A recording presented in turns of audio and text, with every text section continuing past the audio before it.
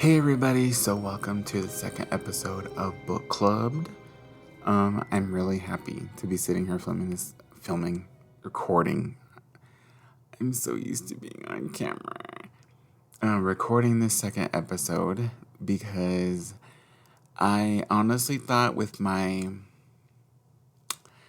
track record that I was going to record the first episode and then that was going to be it. And it was going to be gone. And then we're going to be no more episodes. But I was going to say there was going to be more, even though I probably knew it was not going to happen. But now that we're on the second episode, I feel like this is going to keep going. And I would like to, I don't want to put a schedule, but I would like to have at least 2 episodes a month. So this is the second episode of the month, which is really cool. But I would like to have a couple episodes a month. It doesn't matter if there's one, but I would like to. At least 2. Dos. ¿Por qué no los dos? But yeah, so I'm really excited. It is 1:15 in the morning right now. The freeway is making its noises, if you've heard that. It's the 20th of December, which is hilarious because this is when the podcast episode is supposed to go up. This episode right now that I'm recording was supposed to be up today. And it is not, obviously, because I'm recording it on the day it's supposed to be out. But I'm really hoping that I will have time tomorrow to edit it all together, which should be fairly easy because the last episode was pretty easy. And I will be able to have it up at least by Wednesday. So I think that would be really cool. But I'm just happy just to be sitting here doing this. There's a couple of things that I would like to talk about today.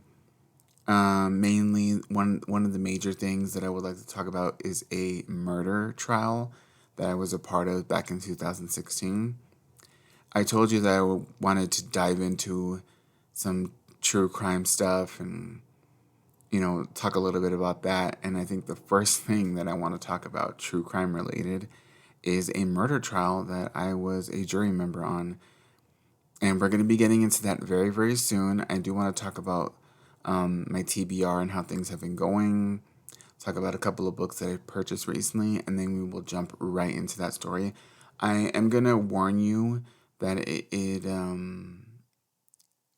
don't want to say trigger warning, but like if you're not good with listening to someone describe, their experience on a jury involving the murder of a teenage girl, then I probably wouldn't listen after I talk about, the whole bookish portion of this podcast. So I'm just giving you a little bit of a warning. I am not going to be going too deep into it. Like, I'm not going to be explaining every single thing because that would be absolutely boring because of how long the trial went on for. It didn't go on for too long. I think it went on for about a couple of weeks. But usually they go on a lot longer. But it was a lot of boring stuff. I don't want to say boring in a negative way, but there was a lot of unnecessary things that I don't even feel like there's a point in mentioning. Also, it was 2016. I don't remember a lot. But from what I do recall, it's a lot of it's the truth. Like, I'm not sitting here trying to be like, is this what happened? No, I remember the important things, and I think that's what I'm going to be talking about. So we'll dive into that right after I go into the bookish stuff, which is what we're starting with right now. So, what I want to begin with is my TBR and how things have been going with that. Not very well at all. I thought that like this, the last month of the year was gonna be, a lot of fun, listening to audiobooks and all that. I've only finished one book this month so far, and that is Misery by Stephen King. Of course I enjoyed it. I loved the movie so much. The book is pretty much the same. Except for, Stephen King with his embellishments that he's well known for. I would say like some of his odd ways of writing, which she's really well known for. Most specifically, a part in the book where that happens in the movie, but not the way that it happens in the book. And I'm glad that they did it in the movie that way. It's not a spoiler. I mean, everyone has seen Misery. If you haven't, how? But in the book, while Paul Sheldon is shoving his burnt manuscript down Annie's throat, he's telling her to suck his book and that he's raping her with his book in her mouth. So, yeah, I mean, it's Stephen King. He does weird shit. He's a fantastic writer, but he does some weird shit sometimes, right? But yeah, so that is just, a fun thing that I experienced. I was washing dishes at work, washing like syrup stuff while that part came on, and I was just standing there like, what the fuck? But yeah, really, really interesting moments. But yeah, so I finished Misery by Stephen King, and it was a 12-hour long audiobook. It took me a little longer to read it than I thought. I think I started it on the 1st of December, and then I finished it. Hold on a second. I have my Libby library app right here that's going to tell me how long it took me to finish the book, which is something that I really like about Libby. Okay, so it says I returned it 13 hours early, which I guess is cool. But I started it on December 1st, and I did not finish it until December 13th. So, yeah. And then from December 13th till now, I've started a book, but I do not think that I'm going to be able to finish it by the end of the month. I'm hoping that I will. But the one that I did start was No Exit by Taylor Adams. I'm not that far into it, honestly. I think I'm only about a couple hours in. It's an 8-hour audiobook, and it's okay so far. Like, it's not anything mind-blowing just yet. From what I hear, it's really good. So, and also, wait, I've also heard people say they really don't like it. So I hope I end up, on the positive spectrum of this, hopefully. But we'll see about that. So, yeah, I'm currently reading No Exit. And then I was supposed to also be reading A Stranger is Watching by Mary Higgins Clark. That was supposed to be my physical book of the month. And I'm actually staring at it right now because it's back on my desk, on my little, section that I keep a couple of, mass market paperbacks on. And it has not been touched. So that's how that went. So that's amazing. I'm not sure if I'm gonna go ahead and drag it into January. I might go ahead and pick something else. We'll see what happens with that. I'm trying my best to get back into reading physical books. It just hasn't been working out the way that I would like it to. And I really need to discipline myself more though, because I find that even listening to the things I say sometimes, that I find excuses for almost anything sometimes. And I think this happens to everybody. But there comes a time when you just sort of have to stare at yourself in the mirror and be like, cut it the fuck out. Enough is enough. Yeah, you have a little job right now, but you can make time. You're just being lazy. So I'm trying to figure things out, and I'm hoping that things will get better. Things will get better. I'm not hoping. Things will get better with my physical reading. And I also find it really funny that I decided to record this podcast at 1:23 in the morning. You can probably hear my voice is pretty crackly because this is around the time that I go ahead and lay down. So, but this is also the time when the house is the quietest. So if I do sound a little bit tired, maybe my body is, but my brain is not. I am awake. Okay, so I probably have a little bit of a vocal fry, like a bit of a Los Angeles Kardashian vocal fry right now. But yeah, just know that I'm alive right now. I'm awake. It's just my body isn't really. I also did a lot. Oh my god. I did some Christmas shopping today. I forgot because last year, really didn't shop at all, honestly.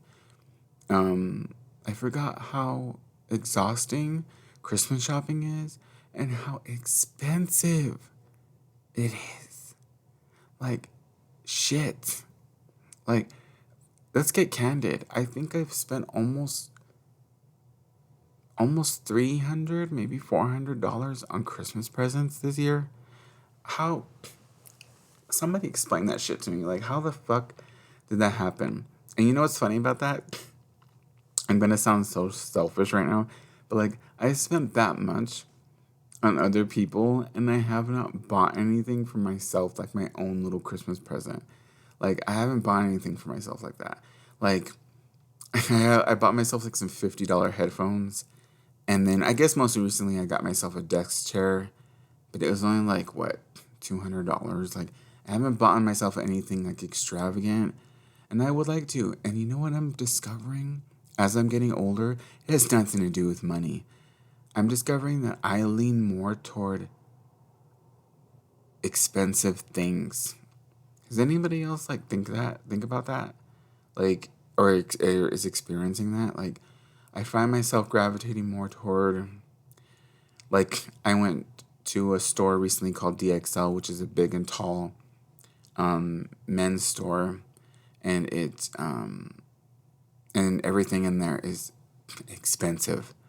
Like, I think the t-shirts are like $50. Some of the pants are like $150, $200, $300. But I find myself like, well, yeah, I'm gonna shop in here. In the back of my head, I'm like, what the fuck are you doing in here? You don't really care about like luxurious things. But like another part of me is like, yeah, you do. Because I am still like in my head right now fighting with myself because I really want to buy a bottle of Sauvage from Dior at Ulta. It's $130 bottle of eau de parfum. Yes, not eau de toilette, because eau de toilette does not last on the body long enough. I've learned a lot of things about perfume and colognes, and yeah. So honestly, I would recommend if you're looking for perfume or cologne, eau de cologne, eau de parfum are the ways to go. And eau de toilette in de basura. Some French and some Spanish there for you. Yeah, eau de toilette doesn't really do shit for me. So, I've been really like I really want a bottle of Dior. I really want it. I really want it. And it's funny. It's just I just find it really funny that I gravitate more to more expensive shit as I'm getting older. And I noticed this a couple of years ago too. Like I was like, you really like to stick with your drugstore stuff, but like I'm a bigger part of me is like leaning more toward high end things, and it's weird. I don't know. I don't have a problem with it. I don't because why not treat yourself sometimes? So I'm waiting to treat myself. I think I am gonna buy that bottle. I think I am gonna do it. Yeah. But then I fight with myself. I'm like, would you rather spend $130 on a bottle of cologne, or would you rather spend $130 on books? And to be honest with you, I'd rather spend it on the bottle of cologne. I'm whispering right now because my bookshelf is next to me and I don't want it to fall on me in a retaliation. Um, yeah, but yeah, I have enough books right now. And I'm not even reading physical shit. Like I went to Barnes and Noble and I was like, I left the store with nothing because I'm like, why? And I was like, you should have just went and bought that bottle of fucking cologne. Why are we talking about cologne right now? Okay. Let's stop this already. Okay. So, TBR. We're right back to our TBR. Going on my tangents. Not going that well, but we'll see what happens. Okay. So, and what else am I going to talk about? Oh, a couple of books that I've purchased recently. That I'm kind of mad at myself for, because I discovered that these two books that I have in my hand right now are available as audiobooks. I just couldn't find them on Amazon because Amazon is so fucking weird right now that you'll go to a certain edition of a book and it'll say it doesn't have an audiobook like the Audible edition. And then you go to another version of it, maybe like later on, and there's a fucking Audible edition. What the hell is going on with Amazon? I don't know. But I went ahead and bought a copy of A Cry in the Night by Mary Higgins Clark and The Cradle Will Fall by Mary Higgins Clark. Both of these I bought in mass market paperback. I bought them used because I like to do that as often as I can because I like to support, the little bookstores that are doing their thing. What I don't support is these little bookstores sometimes will send you books that are literally falling apart and try to charge you $7 for them. Absolutely not. That's what I don't support. The problem here is that I do have 2 books right now in my hand that look like they've been read, sat on, and have been smashed underneath a cushion for the past 10 years. And it bothers me, but also I bought these from a charity shop. So the money went to children in foster care, right? Helping, children in foster care. So I'm not going to ask for a refund because the money is going to the children, and I'd rather that. But I really don't like when, booksellers on there lie about this type of shit because it's very fucking annoying.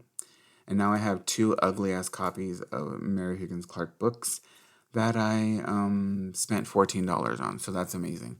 So, yeah, I have those right there. And I just wish companies on there were more, truthful.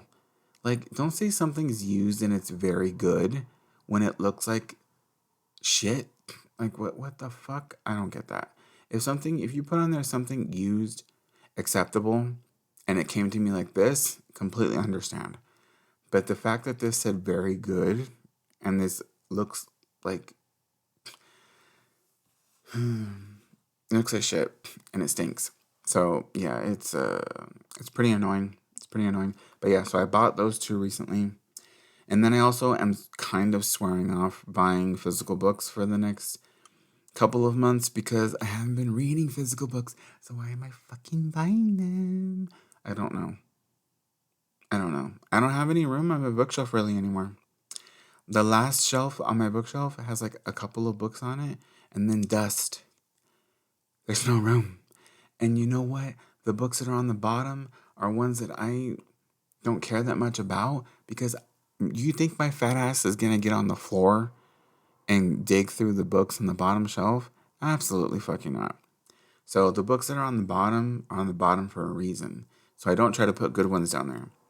I think I need another bookshelf, but I also think I need another house, another room, because there's no room for another bookshelf. So that's exciting. But yeah, so that's that. And I've also bought my first book of the month.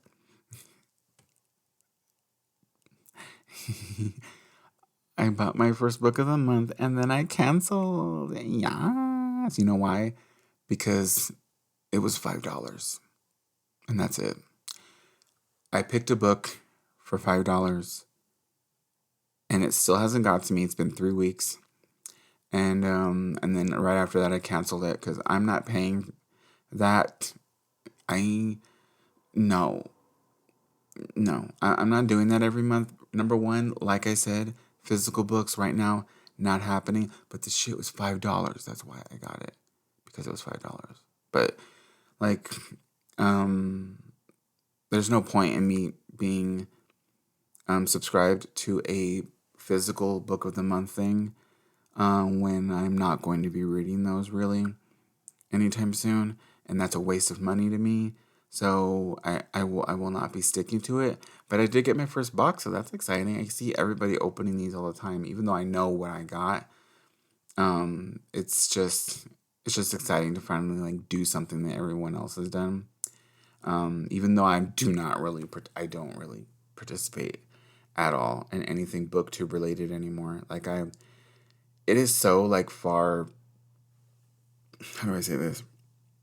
And I removed myself from booktube kind of Not in a negative way, but like I felt like I needed to just like step away from like the whole like community aspect and like all the challenges. Like I just needed to stop. And I did. And it's been almost a year now. And I'm glad I did.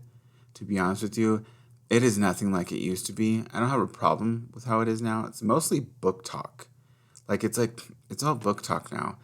BookTube is like, let me, how do I say this without sounding rude?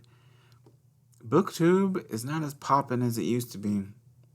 Yeah, TikTok with their book talk thing, they're the ones that are thriving right now. And the thing is that happens, with new apps and things. That's how things evolve, right? Social media. So it is interesting to see like booktubers nowadays trying their hardest to like keep their channels alive, and it's like, don't try. Like, there's no point. Just have fun. Like, stop trying to do something that's not going to happen and you're just going to disappoint yourself. Just continue to make videos on your channel and have a good time. Like, that's it. Like, why? Why even go that far? It doesn't make any sense. So when I see people struggle like that, I just step away. I'm like, yeah, I can't. I'm not going to be a part of that. I'm not doing that either. Like, I don't give a shit anymore. My channel is doing its thing, whatever. It might be completely deceased, but like people still watch, and I will continue to make videos because I'm having fun with it. But yeah, I'm like I don't accept books for a review anymore. Really, publishing companies will bug the crap out of me, and I don't know why because like I don't really get that many views, but I get bugged by publishers, especially for middle grade books. But I have been declining almost everything recently. I was offered a some sort of like thing with like books and then sending me a tote bag and a Christmas hat or something like that. I don't have time to do that right now, so I declined that, and that publisher's probably not going to contact me again, which is I don't really care. And then, oh my gosh, I'm gonna say it because who the fuck cares? Scholastic contacted me with the audacity, to offer a copy of The Christmas Pig by J.K. Rowling. And it wasn't Scholastic, it was like, somebody from there. Because, I mean, I told them that I don't want any solicitations from them anymore because they're still publishing J.K. Rowling. And because they're still publishing her, I refuse to purchase anything from that publishing company. So I'm sorry, like I don't care if like someone's coming out with a really cool book. If it's under Scholastic, I'm not buying it. I'm not doing it. And the thing is that the only reason why they haven't dropped her is because of the money. They don't want to give Harry Potter to another publishing company. So I guess there's like you can't help but be like fine, but I just can't. I'm not doing it. So I am not going to be supporting Scholastic Inc. as long as they're publishing J.K. Rowling. And even if somehow one day one of my books were to be like traditionally published, if Scholastic were somehow interested in my book, I'd be like, no, thank you. That's how far I'm taking it. But yeah, so don't expect me to be reading or listening to anything from Scholastic anytime soon. But yeah, so there's that as well. And people seem to like be forgetting as well. Like on BookTube, people are like slowly bringing back the Harry Potter shit. And I'm like, listen, I understand the nostalgia, right? But like, don't pretend nothing happened. If you're gonna talk about it, acknowledge her. You know what I mean? Acknowledge the beast beforehand. Like, if you're gonna talk about Harry Potter, be like, listen, I understand J.K. Rowling is the Voldemort of the publishing world and of the book world. But I'm gonna talk a bit about Harry Potter. Just do that. That's all you gotta do. no one's telling you not to talk about, Harry Potter or your love for it or anything like that. You just have to acknowledge the fact that this person is a horrible human being. And you know what's funny is that she like she's a smart woman, right? So she had to sit there and think about it and understand and know that when she opened her mouth, that her legacy was going to be destroyed. And people could sit here and be like, it's not, it is destroyed. It is obliterated. It's like, this is never gonna, she's never gonna live this down. It's never gonna escape her. And she's not gonna be remembered the way that she thought she was. It's just not gonna happen. It's not gonna happen. And as long as I'm around, I will continue to remind people. Just because she doesn't deserve to be remembered the way that she would like to. She doesn't deserve it, and I really hope it never happens. Hope that even when I'm old and I die, people still remember the shitty person that she is. So yeah, I really, I wish nothing nothing but the best. No, I wish that she gets what she deserves when it comes to her career. Yeah,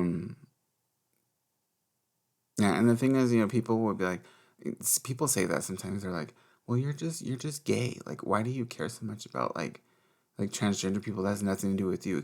No, no, no, no, no, no, no. Those are my brothers and my sisters of the LGBTQIA plus community. So that I will fight for them as long as I can and be right there along with them. No, no, no, no, no. You're not fucking with anybody. No, absolutely not.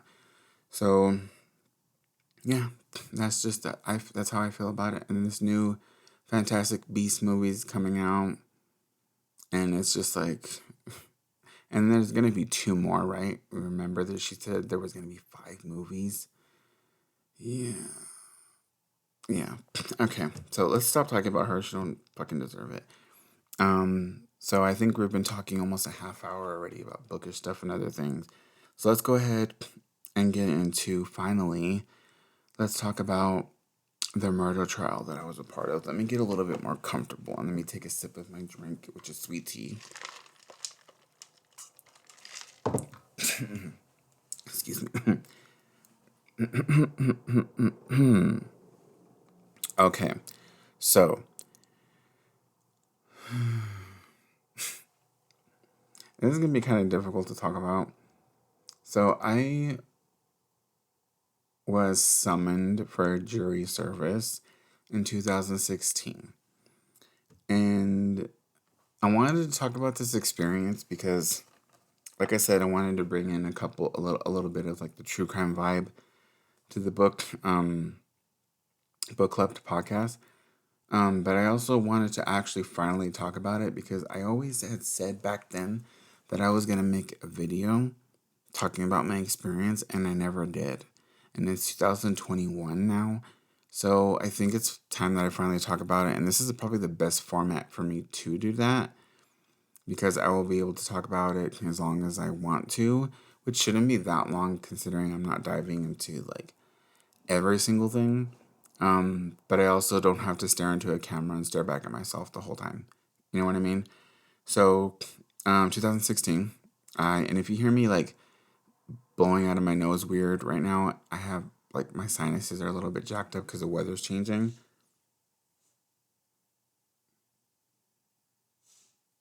What the hell's that? I thought I heard something. Okay. The weather's changing, so I have some sinus issues, so excuse that. But so in 2016, I was summoned for jury duty, and I had been summoned and I had been chosen as a jury member years before that. I think it was 2013, and it was a domestic abuse case, and the guy got put in jail. I think it was a guilty verdict because he had been hitting his wife. So that was an experience I had already. So when I got summoned again, I was like, okay, fine, I'll go ahead and go. I had done it before, and the thing about it was that the first time around, it just sort of felt like I was like, wow, like I'm a part of a jury. This is like How to Get Away with Murder. Like, and the thing is that even though I was a part of a jury, I still felt like it was like a movie, TV show type thing because it wasn't as intense as the one that happened in 2016. I was like, wow. And I got more into How to Get Away with Murder and all that. So when I got summoned again, I was like, ooh, like maybe I'll get put on, a jury this time because you get paid. In Texas or in my city, you get paid for being there. So I remember I got like $100 check last time. And I thought, well, maybe I'll get the same this time. And it's just like, and I don't do much. I didn't have a 9 to 5 in 2016. So like I didn't have like a job to be like, oh, I can't go in for that. So I decided that I was like excited about it. So I went. We went into this auditorium. We sat there, and then we went up into the courtrooms, and then we sat there, waited, and then we got escorted into the actual courtroom that the trial was going to be taking place in. And a funny thing happened, and I think a lot of people think that they can get away with this. And let me explain really quickly that it doesn't happen the way you think it will. People who deliberately try to get out of jury service by wearing something they know that they were told not to, it's not going to happen. And let me tell you why. Because, well, maybe things have changed now, but back then in 2016, which was not that long ago, this guy was there and he was wearing cargo shorts. And obviously, you're not allowed to wear stuff like that in a courtroom. And he was escorted out, and then he was standing there. He was smug about it. He was smiling. And we went to the courtroom. They brought him back in, and I think they did it just to embarrass him, but he looked scared.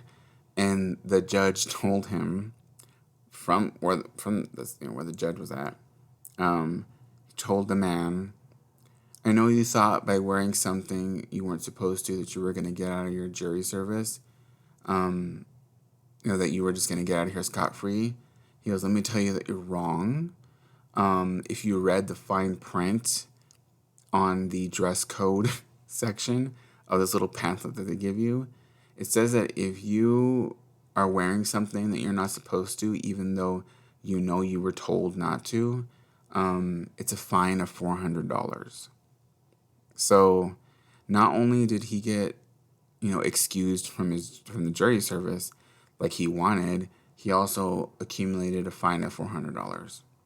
So let's say he wasn't smug anymore when he left the courtroom. And then there was a couple other people there that were also dressed, in like pajama pants and stuff like that. They got taken out. They probably got the same thing. It's just the judge didn't say anything to them. And then finally everyone was chilled out. We sat down and things began. So the process that I went through was that we sat down in these benches and they had the defendant in one side of the room. I think he was on the left side of the room. And then the prosecution was on the other side. And he was there, which was really weird. He was sitting there staring at the floor. And which is really weird, but I think they do that sometimes. They have like everyone there when they're selecting jury members. And they do because they have to have the defendant lawyer and the prosecution lawyers there because they're the ones that select the jury. So they had the defendant there. He was staring at the floor. We didn't really know what was going on. We didn't know what the trial was about. So it was very interesting. And there was a couple of people whispering behind me about who the guy was that was sitting in the defense section. but I wasn't really paying much attention. So when we were told what the trial was about, we were like, what the fuck? But the thing is that we weren't told that until until they selected us. So you have to like think about it as we're sitting there. We're like, okay, let's get this over with. Blah blah blah. Some people had to go to work. Some people had appointments. Some people just wanted to go home. And the thing about jury service, or from where I'm from, if you keep quiet, they will pick you. So if you don't say nothing back to anyone, if you don't answer any questions the way that they're trying to get answers out of people, if you don't say anything and you're quiet, you're going to be picked. So I was quiet. Other people spoke up. A guy stood up and said that he couldn't do it because he was racist.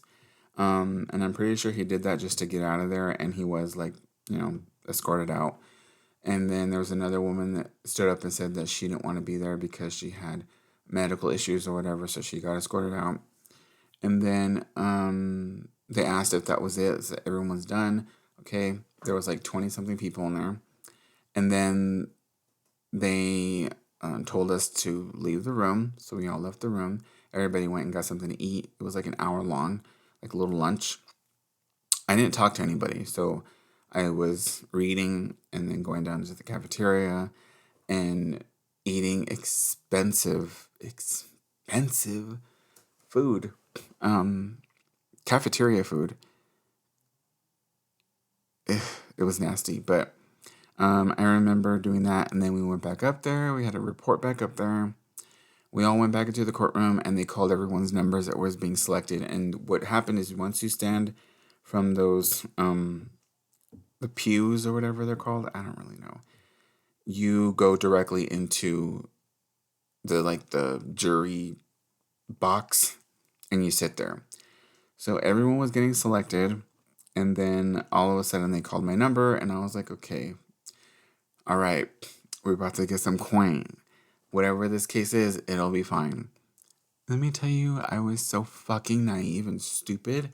I don't know what the fuck was wrong with me then, right? I was just, and it honestly, it was me being obsessed with like true crime and like How to Get Away with Murder, that I was like, ooh, like Annalise Keating is about to pop out of this fucking door and just be like, objection. Like, you know what I mean? Like, I was just excited about it. So I go and I sit there, and then they pick 12 of us, and then they let the other people go. And then they turn around and they explain to us exactly what the trial is. And my stomach dropped. I sat there, my throat started itching, so I started coughing. I was nervous. And then I started burping because I was nervous. My stomach was doing weird things, and I was like, oh my God, what the fuck did I just get myself into? Because I did not know that murder trials can go on for a long time. And I was kind of scared about that. I was like, oh shit, what the fuck did I do? So after we were explained everything, we got sent to the deliberation room just to sit there for a while they were setting everything up, I guess, to get even, because we were actually going to start. Everyone was like, what? Did anybody have an idea? And then a couple of people, one woman was like, yeah, that's Adrian Garcia. He supposedly murdered his 15-year-old girlfriend. And I was like, oh my God. And I was like, that whole time that guy was staring at the floor, that was him. So it was really weird. It was a very weird experience. And everyone was talking about everything. They gave us time because you could talk in the deliberation room. Until they went back there and told you that you were not allowed to speak. You could just sit there in silence. You had to read something or whatever. And so we were all talking, and then I was like, okay, this is a murder trial. Okay, how do you, Like, I was literally like, how do we do this? And then everyone was like, has anybody on here served on a jury before? And everyone was like, no, except me. And I was like, yeah, I did. I go, but it was a domestic disturbance trial. And they were like, okay, well, at least one of us has experience. And I was like, yeah, but not this. Like, this is, I know, like, I don't know what to do in a murder trial. Like, how do you be a jury member in I was like, oh my God. And we were told we were not allowed to go home and research the case. We were not allowed to talk to media. We were not allowed to talk to family members or friends about what was going on. I did. No, I didn't research it, but I told like my parents and my friends what I was doing. And I'm pretty sure everybody did. But it was just, yeah, it was crazy. I came home. I remember just being like, what the fuck am I doing? And of course, it's every day. So I had to go back the next day, dressed the same way that I did. I didn't have the clothes for it. So I had to wear the same clothes every day, and I had to come home and wash them. And I had to come home, wash my black polo, my black jeans, and like every day. By the end of the trial, my clothes were like light gray. That's how bad it was. And I couldn't like go out and buy anything right in that, at that time, because there was no time to do anything. I would come home from court and I would be exhausted because of everything that we had experienced that day. And they told us too, they explained to us that there was free of charge therapists available for each member of the jury, because they understood that something like this could cause like trauma and PTSD, and they didn't want anything like bad to happen, right? So we were told that we had therapists ready for us if we needed to talk to anybody, and that even after the trial, there was therapists free of charge that we were allowed to contact and see because of how intense these trials can be. And the thing is, I was like, well, is it really going to be that bad? It was. It was. It was. And I will explain to you a couple things that happened to me after the trial and during it, that I don't experience them now, but back then it was pretty intense, and I didn't really talk about them that much to anyone because it was a little bit embarrassing. But I am going to talk about them now. But so, like I said, we went back in the deliberation room, came back, explained everything. We went home. The next day, the trial was going to begin because it was just like the opening statements. And then we, like, I mean, I don't know. I can't speak for everybody else, but I do know a couple of other women, including myself, were like, is this real? Like, are we sitting here about to, like, see if this guy is guilty of killing his girlfriend? Like, what? Like, it just felt really weird, right? So, everything actually begins, and they explain to us that this guy named Adrian Garcia, allegedly murdered his 15-year-old girlfriend in 2013, and that he strangled her and drowned her, strangled and drowned her in a bathtub in her own house, and that her mother was the one who found her. And that was like pretty intense to hear, and it wasn't as intense to hear as seeing the crime photos and the crime scene footage was. Because what they don't tell you is that they're going to show you some shit that is going to fuck you up. And I mean, I understood then why they said they had therapists ready, because they show you everything. And it was intense. I remember sitting there and them showing us the crime scene photos, and just me staring at the bloated face of a 15-year-old girl just floating in a bathtub, and just me feeling like I was disgusted with this guy that was sitting here, and I was just like, I couldn't really believe what was going on. And honestly, I couldn't even go home and watch How to Get Away with Murder or like watch like Unsolved Mysteries. I couldn't do it because of how intense that this trial was. So they showed us the crime scene photos, and then they showed us the crime scene footage. And I knew what was coming when they wheeled this flat screen TV into the courtroom and placed it directly in front of the jury box.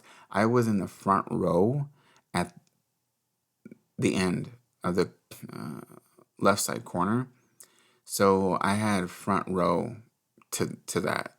And so they played the footage of the police walking around this house. And then one thing I noticed, and a couple of other people did, and we did talk about it later on in the deliberation room, was that all of the police officers weren't wearing protective gear on their feet or on their hands.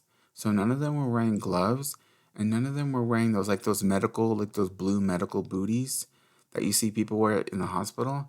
Nobody was wearing anything like that. So we were questioning the validity of their investigation, because it was like, what the fuck? Like, I remember, like, we were sitting in the room after that, and I was like, did anybody else see that? Like, you guys saw that, right? Like, none of the police officers were wearing protective gear. Like, they put all their fucking DNA all over that goddamn crime scene. Like, we saw that, right? And then everyone was like, yeah, like, what the hell does this mean? Oh my God. Okay, so there was that. And then the footage showed even more things. And then it finally got down to showing the girl in the bathtub. And she was dead. And obviously. And she was just laying there. And I just remember staring at the footage. And I'm a horror movie freak. You guys know that. And like forensic files and all that stuff like that. And I've seen crime scene pictures and stuff. I've never seen a crime scene photo or video of a child. So that was, I think, something that like hit me a little bit hard, because I was like this could have been one of my sisters. Like, you know what I mean? I was like, this could be like my youngest sister. Like I was looking at the video and I started getting angry. I looked at Adrian, the defendant, and I was looking at him and I was just like, how could you do something like this? And the thing about this guy was that he had no emotions. Like, they showed him everything, no emotions. He, like, it was just weird. And then when we saw the interrogation videos, no emotion, nothing, no crying, nothing. So he didn't make himself look any better. Like, because you know how, like, a lot of times the defense will try to make the defendant, excuse me, I burped, try to make them look like nice and like likable. Ugh, I hate that word when it comes to stuff like that. But they try to make them look likable, right? Because that's their job.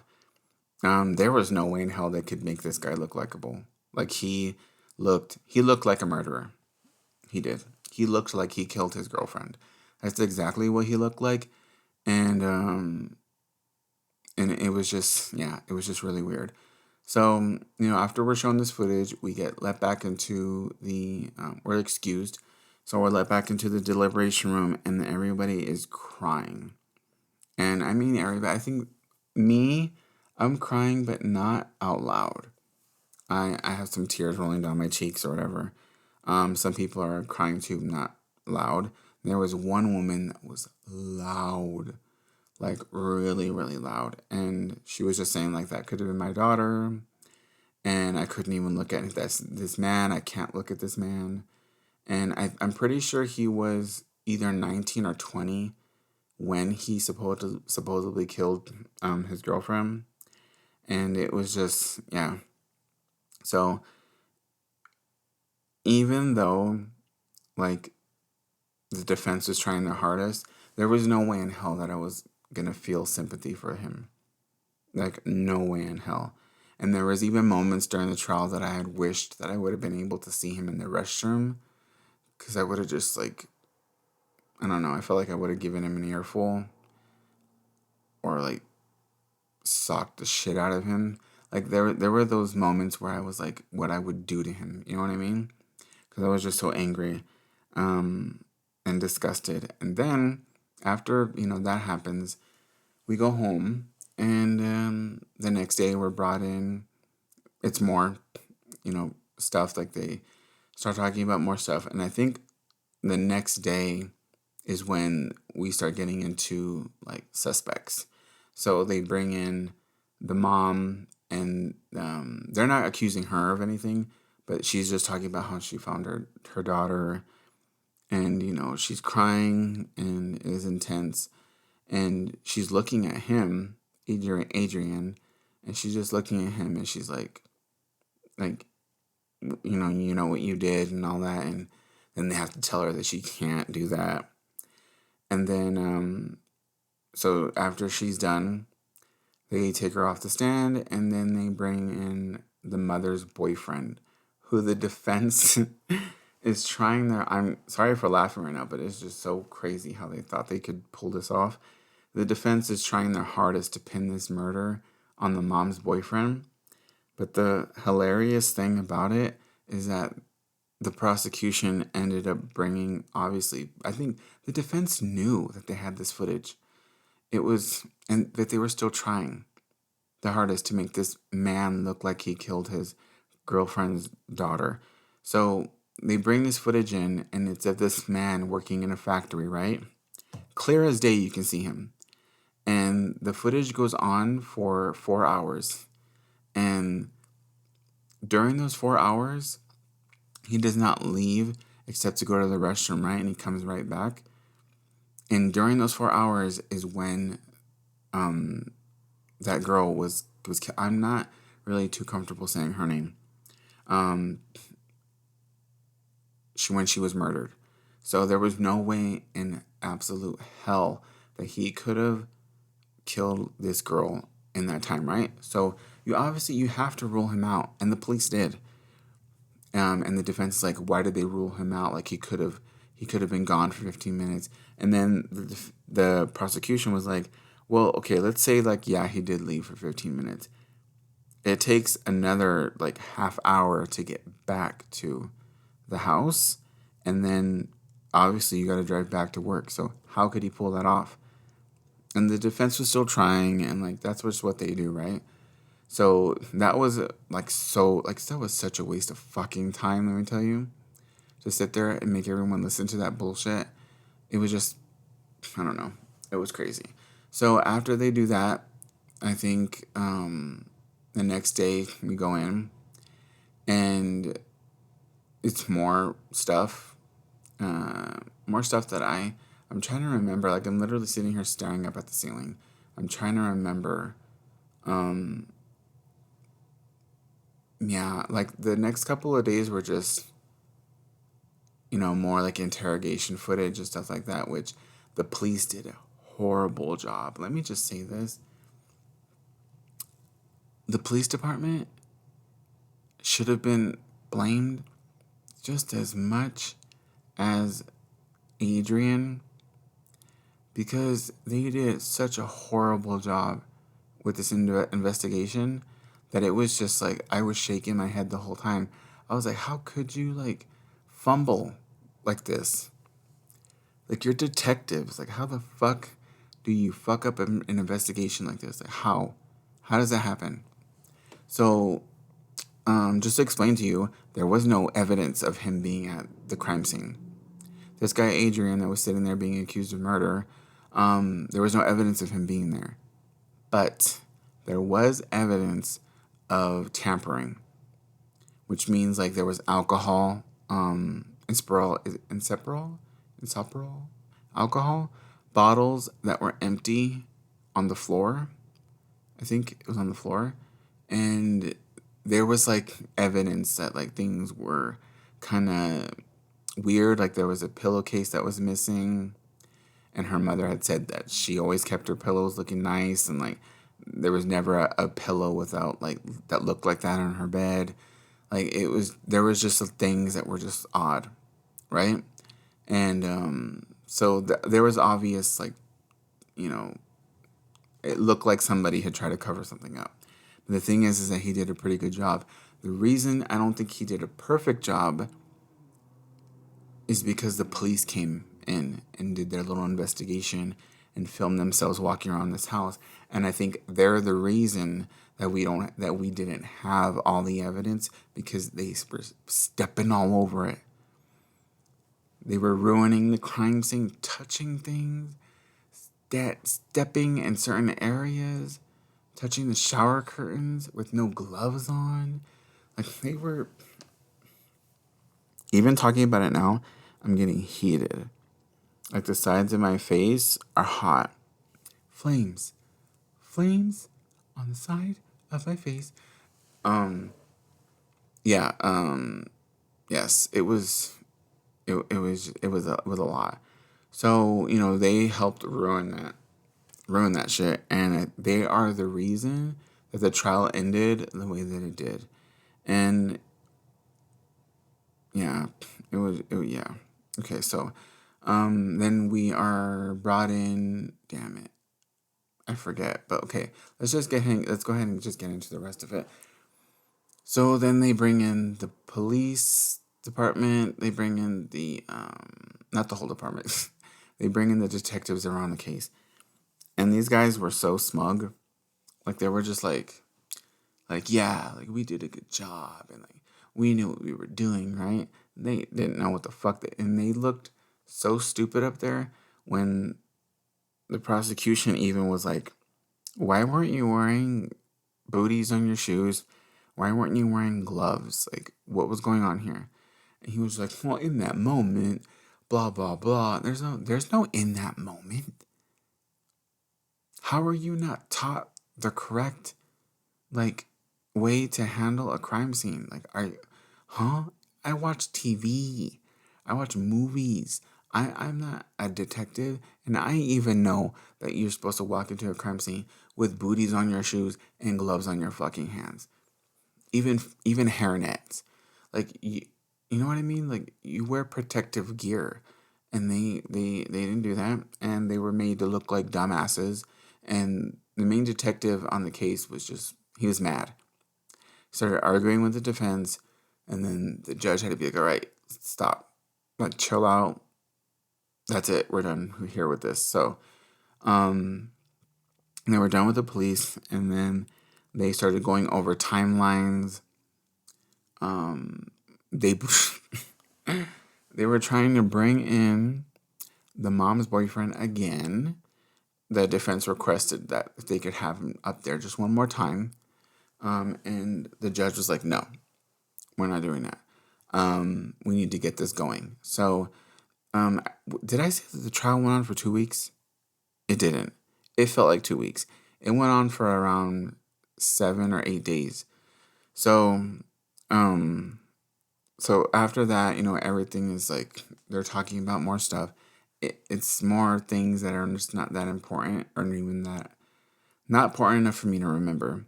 And then they finally start explaining, how, like, there isn't any evidence, for him, but like, he did say that he was there in the interrogation footage, but the defense argued that he was coerced into saying that he was there, and like he had said it numerous times, I was there, but I wasn't there when she was killed, obviously. So that's all we had, right? So we were wondering, like, what is going to happen? Like, why are we even here? Like, we all kind of know how this is going to go. Like, why are we here? Why? I remember getting angry, and I was like, why did they select a jury if there's no evidence of him being there? How are we supposed to go off, like, what the police department said and what the prosecution says?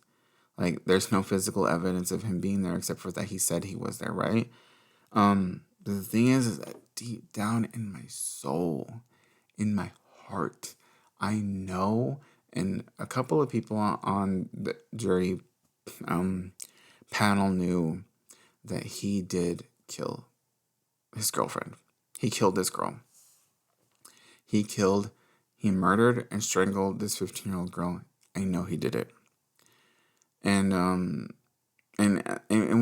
like I said, like, there was evidence of, like, how can you say that? But, like, just the way that things panned out, the tampering, like, things that looked weird that weren't, like, in the right place, and then, him with his no emotion sitting there, and just everything, and, the crime scene footage, like, everything just sort of pieced itself together for me. And I was just like, yeah, he did it. He just got lucky. And this happens a lot, right? Where people just get lucky sometimes. And unfortunately, in this situation, that's exactly what happened. Because as you can tell, pretty sure you could tell from what I said that there was no evidence that things ended in a not very happy way. So I guess the last part that I will talk about is us being told that we might be sequestered, and that the trial might go on just a little bit longer because they needed to fix a couple things or whatever. And then the judge told us that wasn't going to happen anymore, but that if we took too long in the deliberation room, finally deliberating for the verdict, if we took too long, then we would have to be sequestered. We would have to be put into hotel rooms for the next couple of days and all that stuff like that.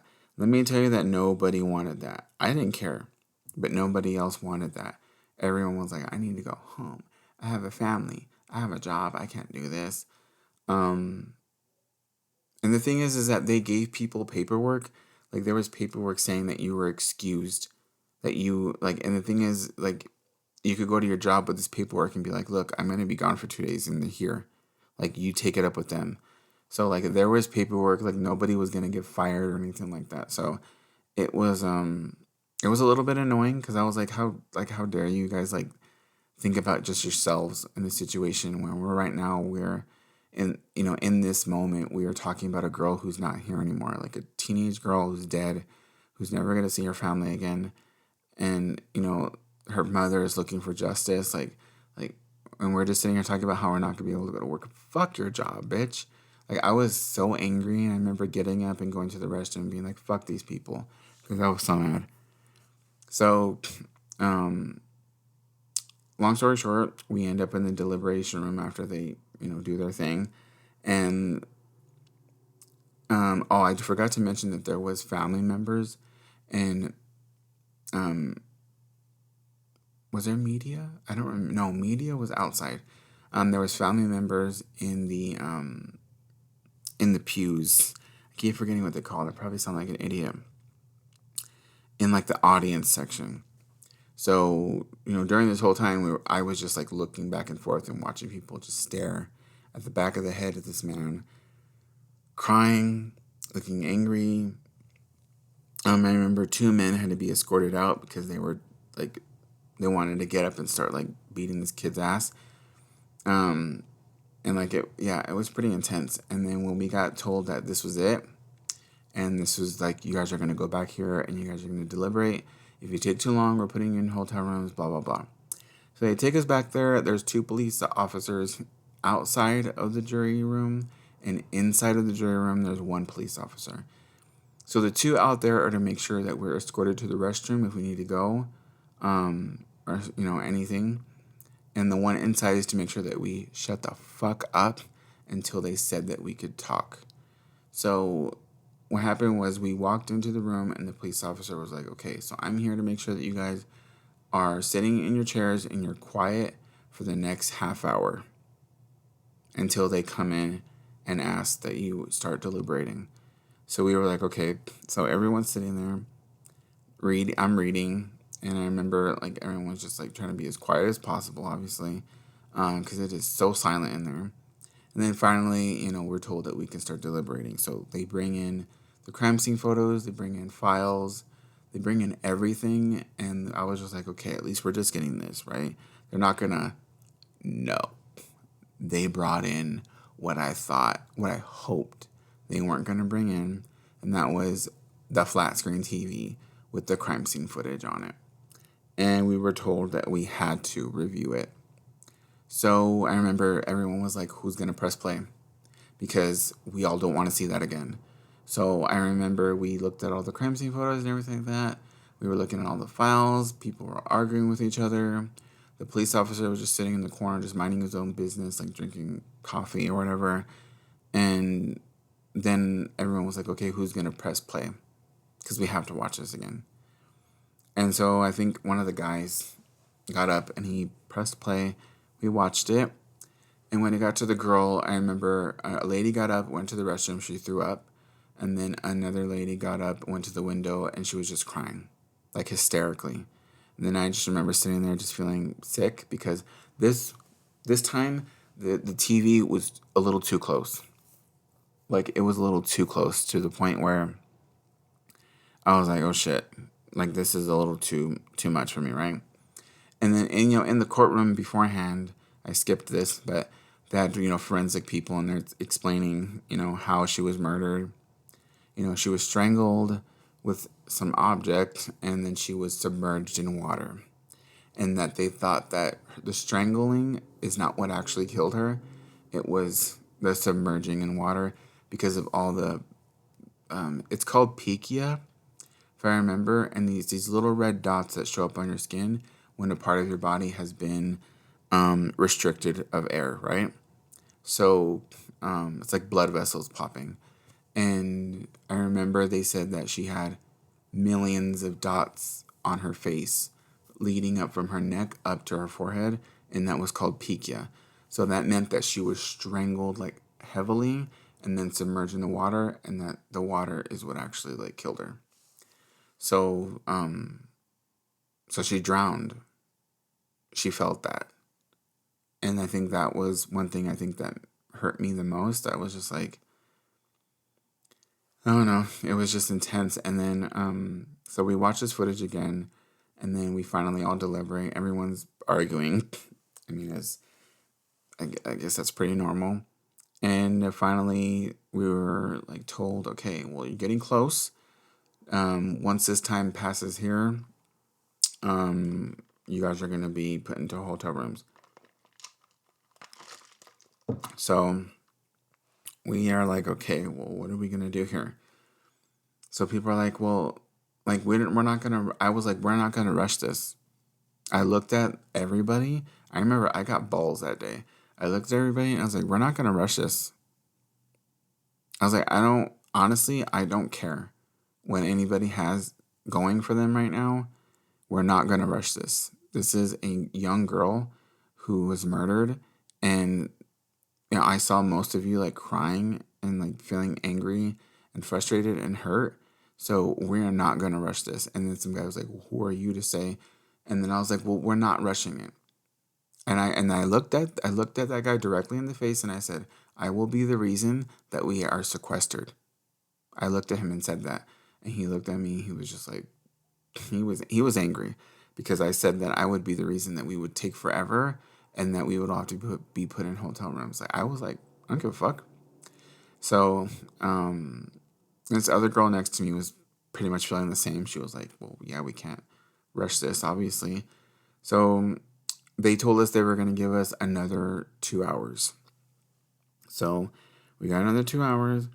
And in those 2 hours, people started making a little bit more sense. And then, as if it couldn't get any worse, walks in the judge. So he walks in and he's like, I want to thank you all for being here and for taking your time. And I really don't want you all to get frustrated, with maybe having to be placed in hotel rooms for the night. And it's just for the night, like he was explaining. He's like, but this is how things go, blah, blah, blah. He goes, but I do have something very important to explain to you. And I know a lot of you are not going to like it, but this is how it works. And this is how we have to do it. And I remember being like, okay, what the fuck is he going to say? And I think all of us deep down sort of knew this, but he just sort of said it out loud. So he told us that since there was no evidence of him being there, just, verbal, evidence, which is him saying that he was on camera, that could be argued as coercion. That we didn't have a choice. That it had to be not guilty. And I remember everyone like looking at each other, and one guy was like, "Then what the fuck are we doing here? And you're wasting our time." Blah blah blah. And then the police officer had to be like, "Shh." So, we were all angry. I was angry, and I remember sitting there, and I looked at this woman, and I was like, "He did it." And he did it. And she looked at me, and she said, "Yeah, I know he did." And I was like, and I looked at this other lady, and I was like, "Do you think he did it?" And she goes, "Yeah, I did." She goes, and I do. I feel it. Like, she said it like I feel it in my body, in my bones. Like, he did it. And I was like, but we can't say he's guilty. And the judge was like, no. So he left, and he left the room. And then we were like, well, it's okay. So what are we doing? And the guy was like, okay, well, we basically have to say he's not guilty. So 3 or more people, from what I remember, had to say that he was guilty in order for there to be a... Fuck. I know some of you are probably telling me what it is, but I forget. Is it a mistrial? It's something to where they have to redo the whole thing all over again, right? So 3 or more people. So I said he's guilty. And this other girl said he's guilty. And then they needed one more, and nobody joined us. Everyone else was like, yeah, he's not guilty. Like, because honestly, there's no evidence, so he's not guilty. So, we sat there, and I was just like, he's gonna get away with it. I looked at the girl, and I was like, I started laughing. I was like, I go, this guy is gonna walk out of here. He's getting away with this. Like, oh my God. Like, I'm watching this firsthand. I'm about to watch a man get away with murder. Like, what in the fuck? And I remember, of course, everything, happened the way it happened. We were escorted back into the courtroom, and then the judge read the not guilty verdict.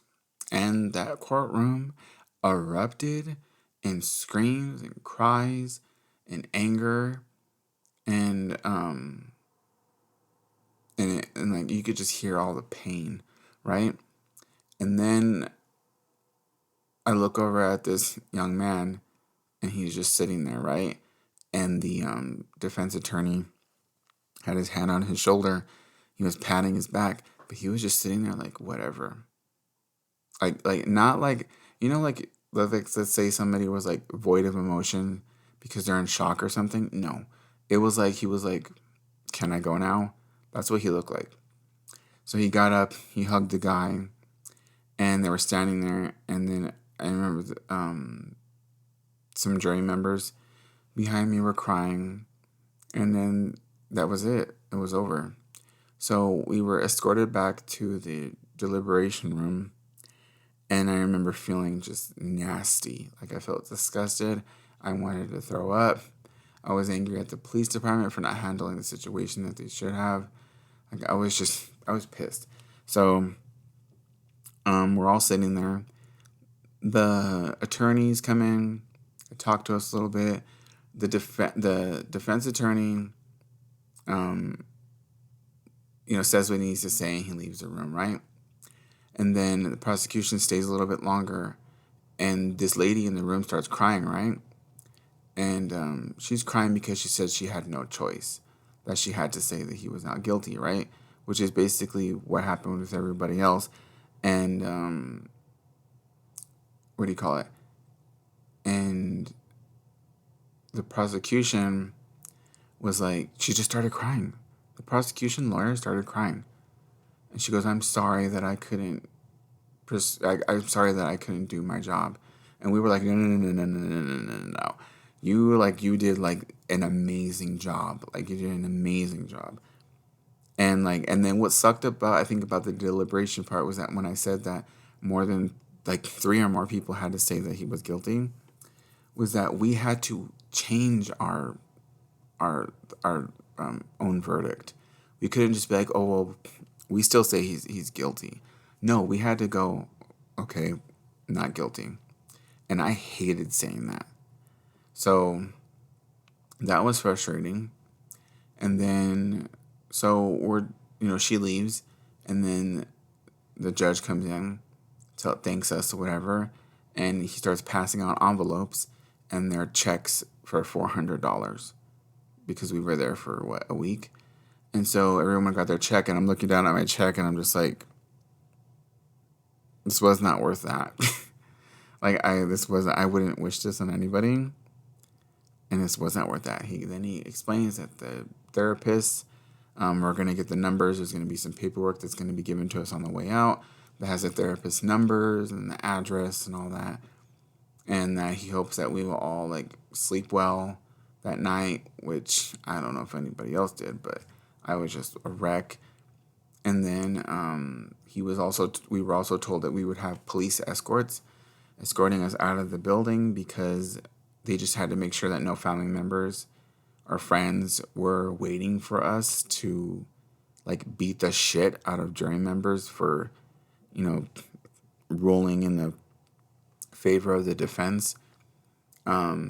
So every single person had to be escorted by a police officer. So there were 12 police officers in the hallway, and everyone was escorted out. The fucked up thing about that, right, is that after that was all done, I was standing there and I had my paperwork for the therapist, which I never actually went to go see because I was scared and I don't know why. I actually wish I did. And my check in my hand in my bag that I had brought with me. Everyone started leaving, and I ended up being the last one there because I was waiting for my ride because I don't have a car. Like I have a thing. Like I don't have a car. And I remember being like, okay, well, I'm the last one out of here. And then this lady comes up and she goes, are you waiting? Like you're waiting for your ride? And I was like, yeah. She goes, okay. She goes, I'm so sorry, but I'm so sorry. And I was like, what? She goes, the part of the building that we had like for you all to exit through, they closed it and locked it. And I was like, okay. And she's like, I'm so sorry, but you're gonna have to exit through the front. And I was like, the what? She was like, the front. And I looked at her and I go, you mean where all the fucking media is at? And she's like, yes. And I looked at her and I was like, oh my God. And the police officer was like, you'll be fine. Like, I'm going to escort you. You'll be fine. And I was like, no, I'm not. I was like, no, I'm not. So I was the only jury member to leave through the front. So when my ride got there, I walked downstairs and I followed him. And that was when I felt like I was in a fucking movie. Just flashing cameras, flashing lights, and just like voices, just millions of voices. That's what it felt like. And being like, oh, there's a jury member leaving the building right now. No. Oh, what do you have to say? And I was just like, oh my God. So the police officer stood in front of me. And then he said that, he doesn't want to say anything, like leave him alone. So I remember I walked to the left side. Yeah, because the corner was right there and there was a subway across the street. So I stopped at the corner. He stood there with me. He's like, I can only stand here with you for like the next 10 minutes. After that, I have to leave. So I was like, my ride is going to be here. Like she's going to be here. So he was like, okay, I'll stand here with you. So he's standing there with me. And then 10 minutes goes by. There's still nobody there. I'm having a panic attack, like full out. I'm like freaking out. And so he's like, I'm sorry, I have to leave. There's no more family members here. It's just media. So you should be fine. Like they're not going to come over here and bug you. If they do, just don't say anything. So I was like, okay. So he leaves and I'm fine because they're not coming over to me until one of them does. And she comes over to me. She sits next to me. And she's like, so do you believe that he did it? And I looked at her and I was like, I'm not going to tell you a damn thing. I was like, I'm not saying anything. She was, well, legally you can speak to me. And I was all, and legally I don't. I remember telling her, like, I don't want to talk to anyone. And then so she got up and she left. And then a guy came, stood next to me, and he was like, "Look, I don't want you to tell me what you think happened." He goes, "I just want a, what is it called? Fuck, what is it called?" He just wanted just like a bit of a response or something like that. Something he said, a soundbite. I don't know, something. He was like, "I just want you to tell me how you feel about the outcome." And I looked at him and I go, "I'm disgusted." And he was like, "With what?" And I was like, "Are you going to say my name?" He's like, "No, I don't know your name." And I was like, "Okay." I go, "As long as you're not going to print my name, I'll tell you something." So he was like, "Okay." And I told him, I goes, "I'm disgusted with the way that this trial, went. I'm disappointed in the police department.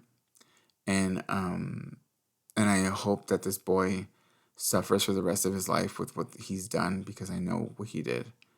And he told me, "Wow, okay, well, that's more than what I asked for." So he left, and then I sat there and I was like, "Oh shit, that's gonna be either in the newspaper or on the news." Well, no, there was no camera, so I'm pretty sure it was newspaper. And I don't think I ever read the newspaper to figure out if I was in it or not. Nothing happened to me, so that was good. I thought maybe I was like, "Oh shit, you spoke bad about the police department. Somebody's gonna like find out and get mad." But nothing ever happened. But like that, after that happened, I think a couple of days went by. I felt like shit. Um, I couldn't use a specific restroom, and the thing is weird is that this happened to me before.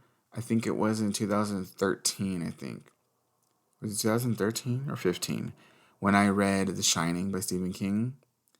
I couldn't use this bathroom in our house because there was a bathtub, and it got me thinking about that scene in the book and in the movie where there's old naked dead ladies in the bathtub.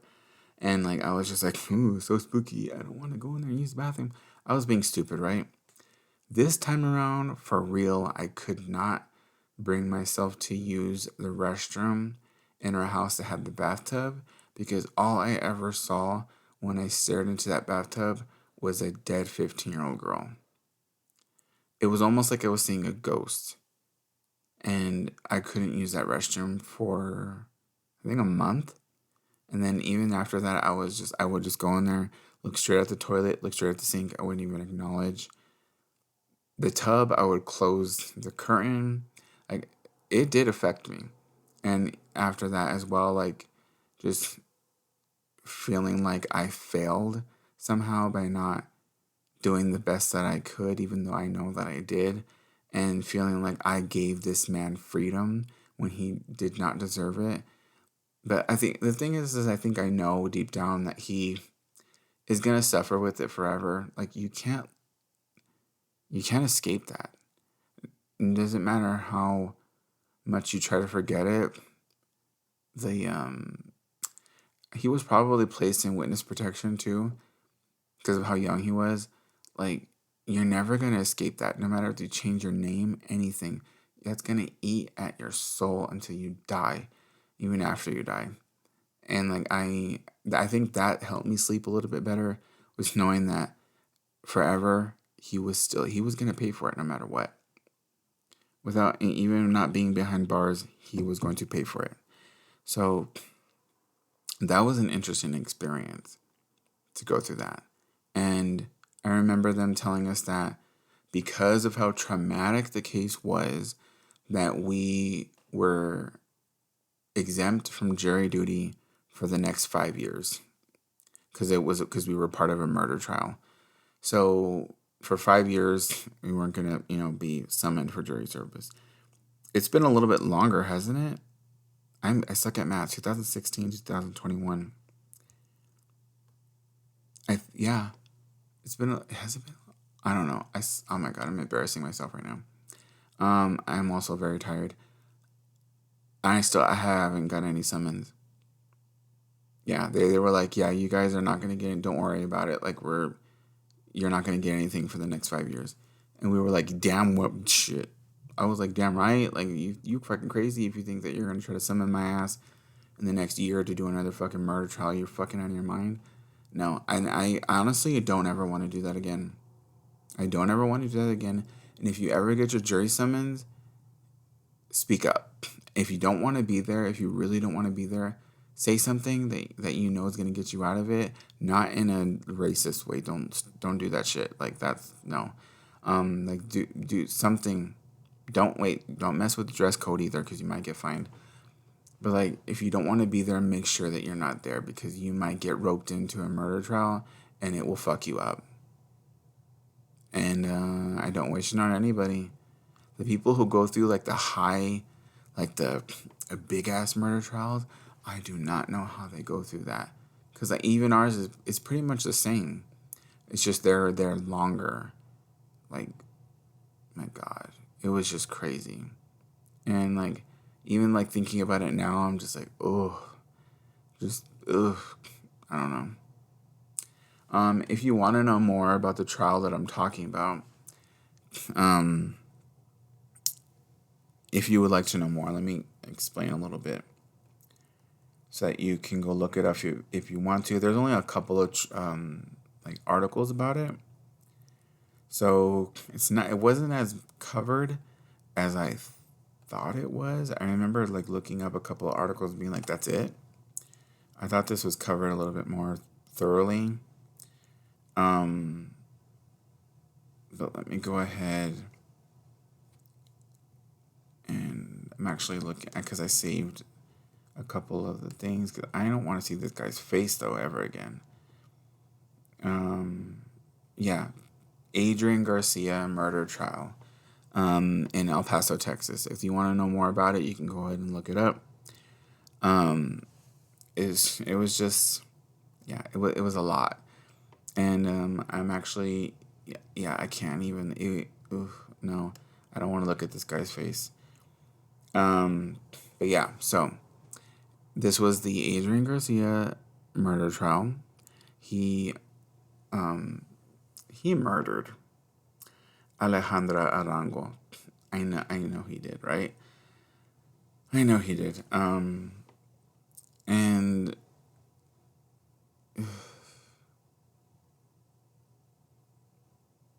I don't know.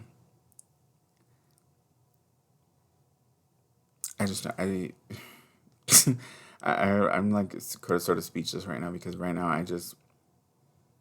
that was a mistake. I kind of scrolled by in the article and his face is right there, and that just sort of brought me back, and not in a good way. Okay, so I think I'm done talking about it now. I'm done. So that was me talking about this murder trial that I was a jury member on. And I might go ahead and twist the title up in this podcast episode in a clickbaity way, just to have more people listen to it, not in a skeevy type of way. But yeah, so that was my experience in that. And also, me talking about the bookish stuff. But if you would like to hear more true crime stuff on here, let me know. That's all I can really talk to you about. I wasn't a part of anything else that is worth making an episode about. So, I also want to talk about like paranormal stuff on here too. We're just gonna do a lot. But yeah, so that's pretty much it. So I will go ahead and see you all next time, or talk to you all next time, on another episode of Book Club. And I hope you have a great Christmas, Merry Christmas, Happy Holidays, and I will talk to you all next time. Bye.